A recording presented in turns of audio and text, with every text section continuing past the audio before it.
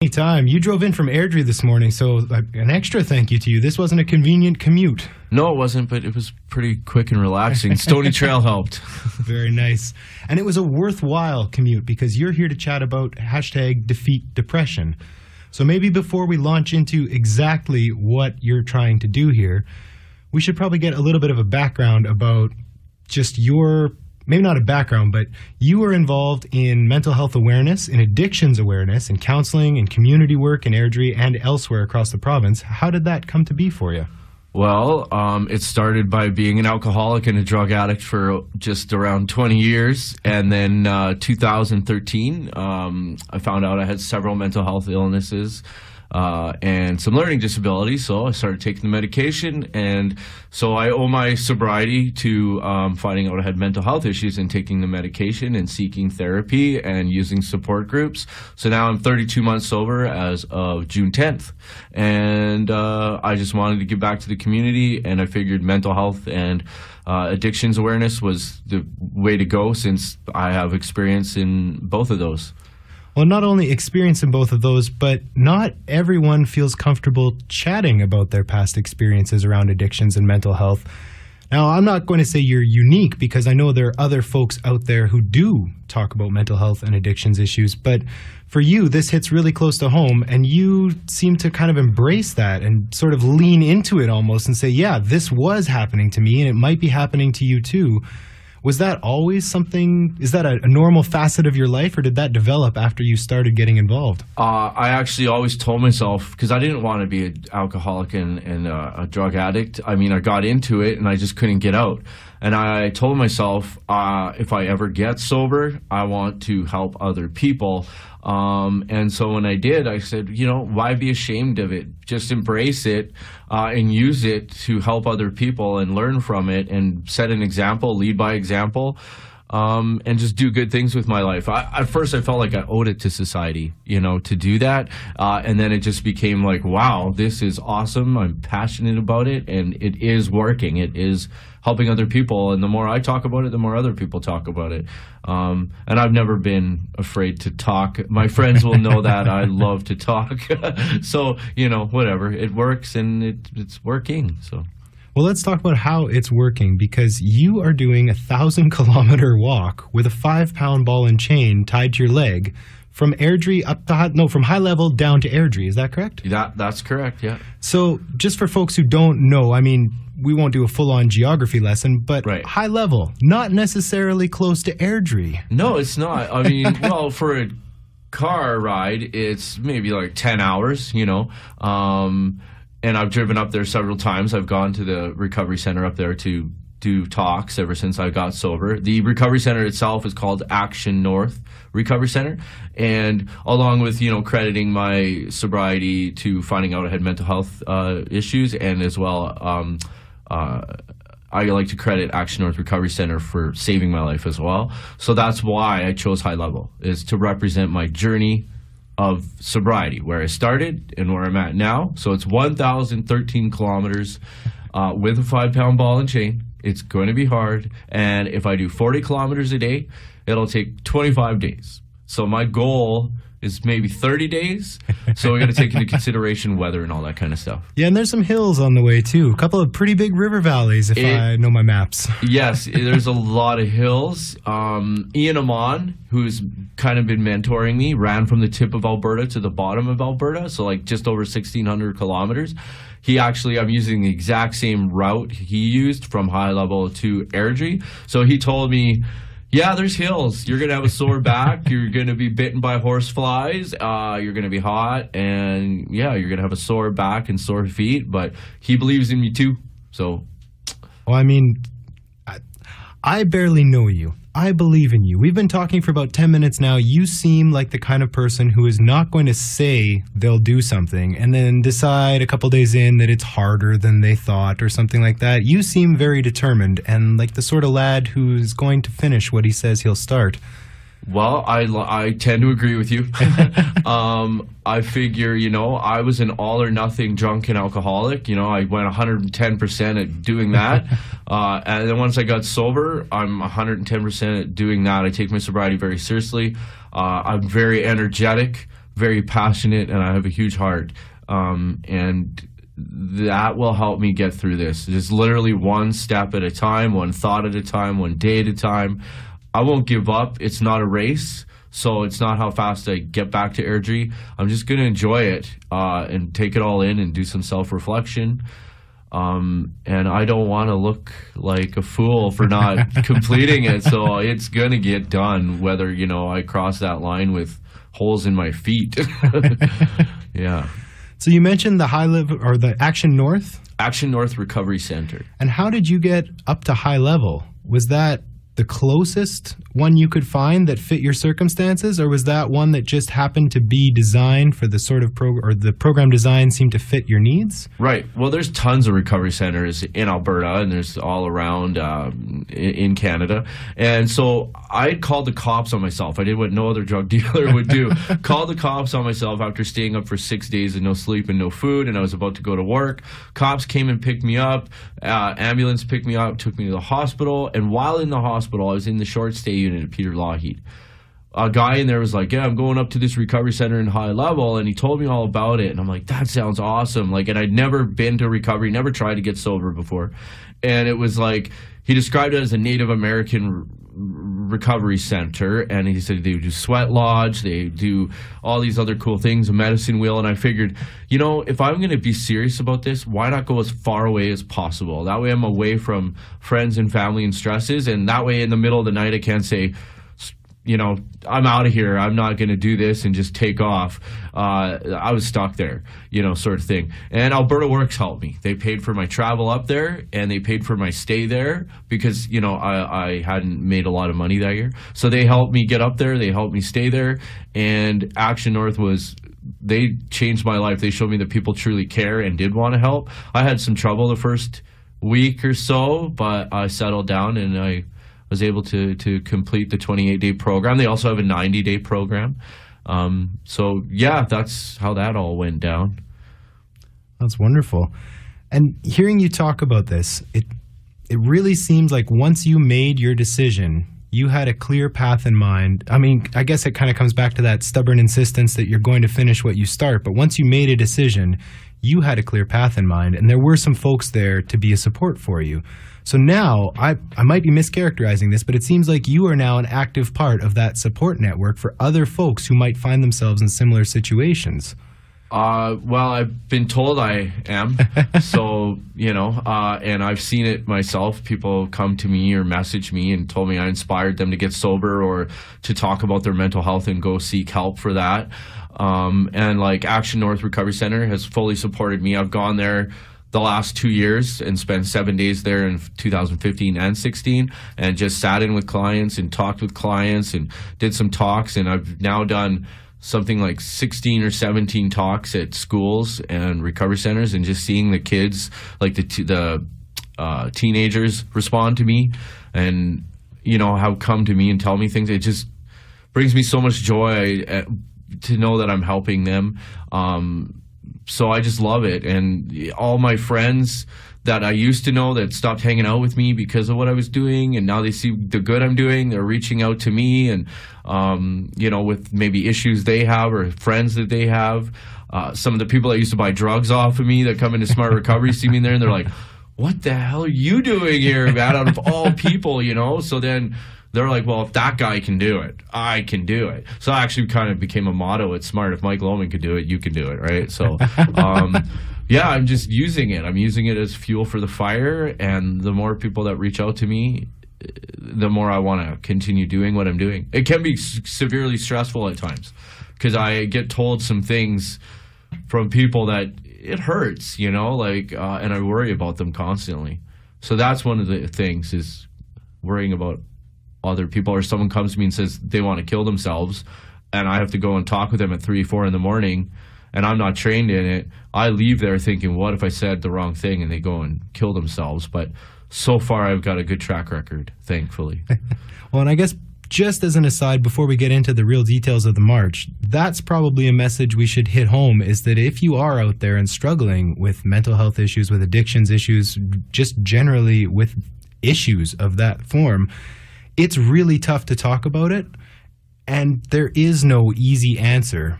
But without those people out there like yourself, Right. who are willing to put themselves in that situation to support somebody who's in need of support, Right. it's a really dark, scary world. And I'm just curious, how did you kind of come around from being an alcoholic and a drug dealer to saying, you know what, I don't mind telling somebody I need the help? Well, literally, it took one phone call to save my life.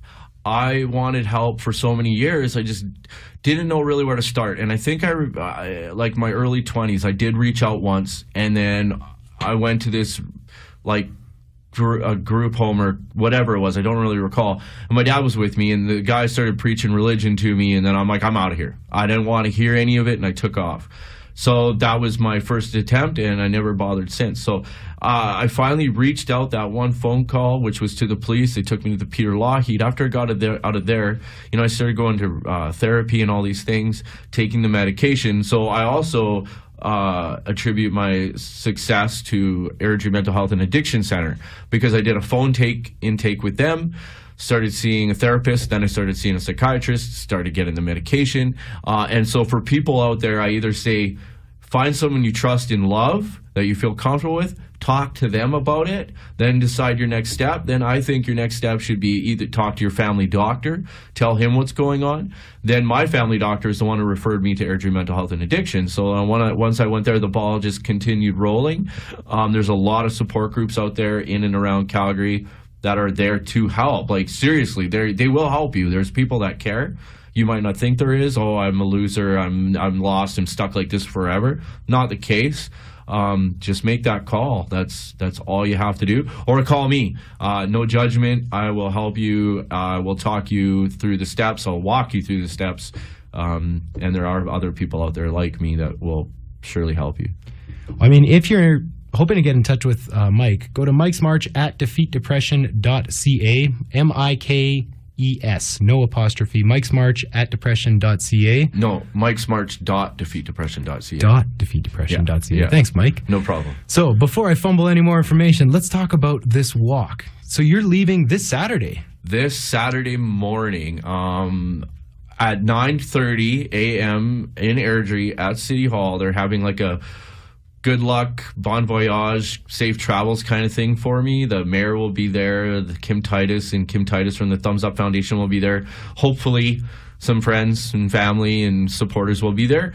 So they're going to send me off on my drive up with my friend, Darren Hood.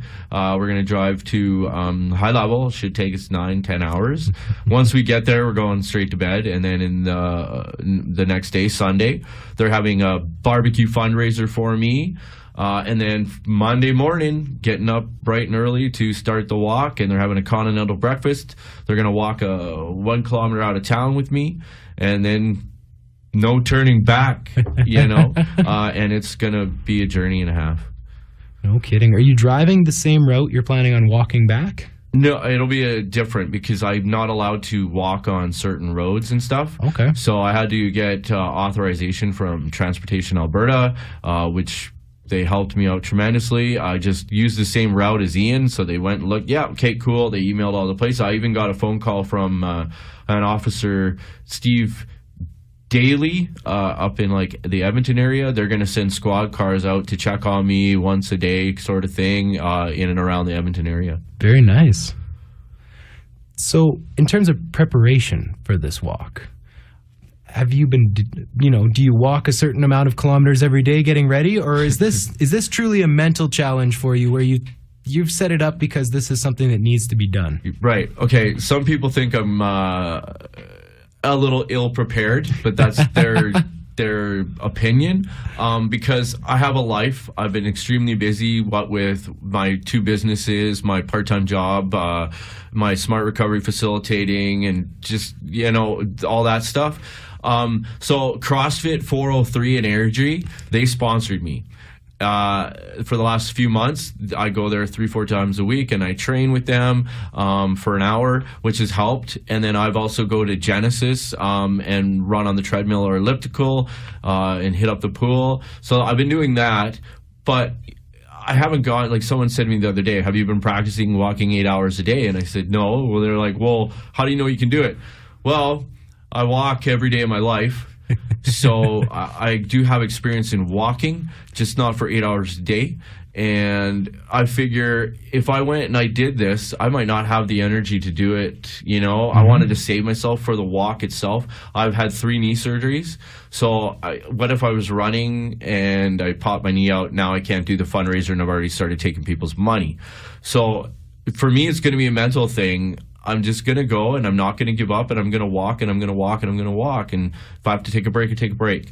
I am concerned, but I'm going to do it. It's going to happen. And to the naysayers out there that have tried to pick me apart, you wait. You wait and see.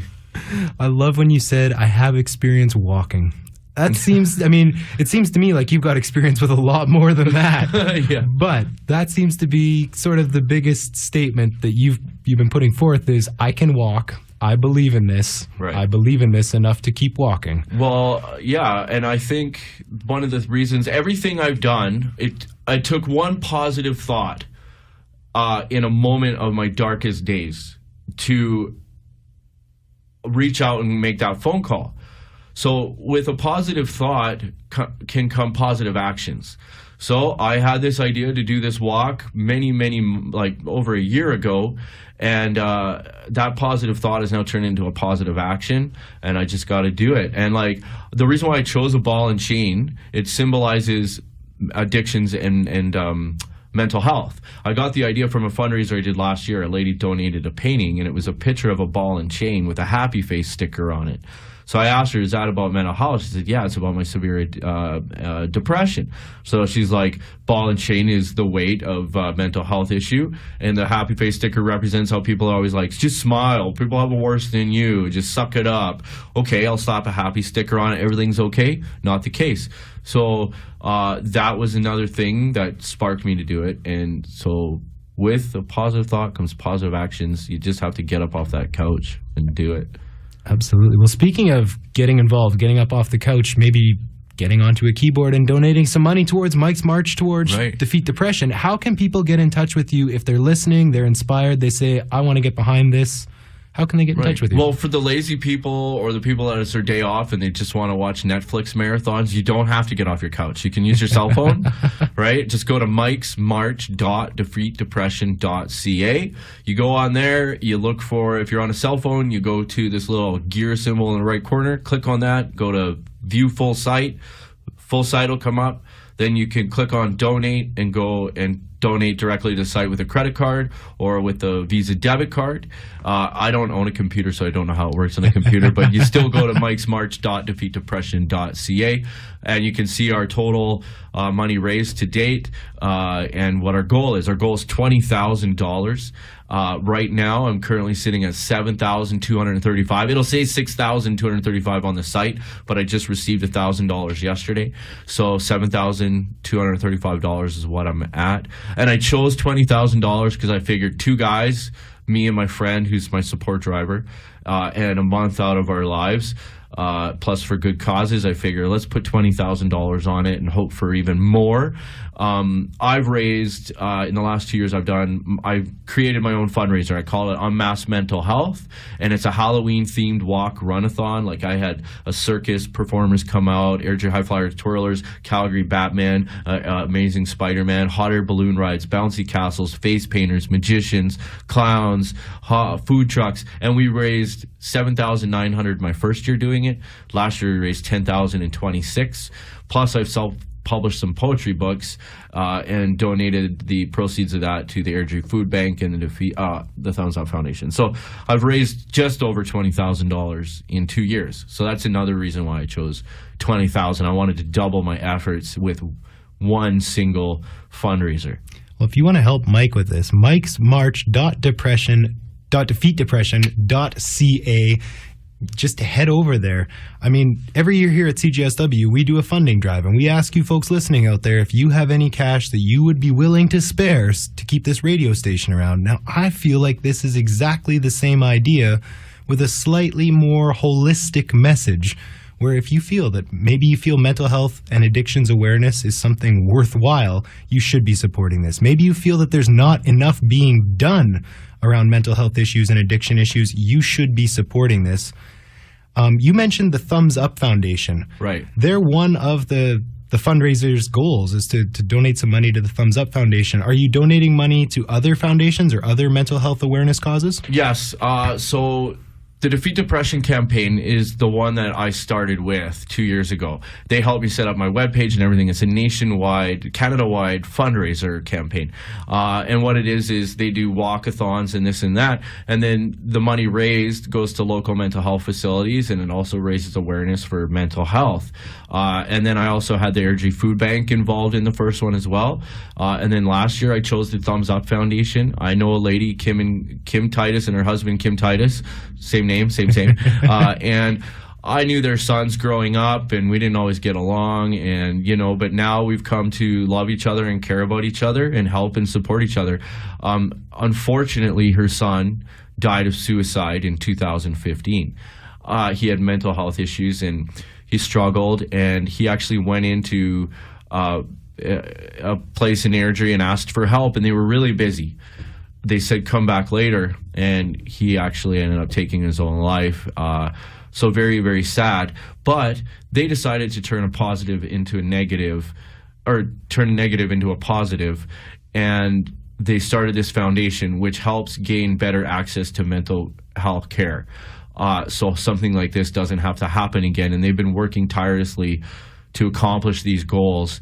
So that's why I chose the Thumbs Up Foundation. I'm going to continue to donate money to them and support them because I absolutely love them and I love their cause. I myself have tried to take my own life. I know a lot of people that have. And I also feel like I got the help because I went to the same place he did. I feel like I got the help that he didn't get.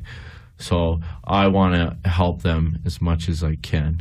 Well, let's make sure that we help you help them. It's mikesmarch.defeatdepression.ca. If you're listening and this hits close to home for you, if you're listening and it doesn't hit close to home but you feel it's an important issue, mikesmarch.defeatdepression.ca.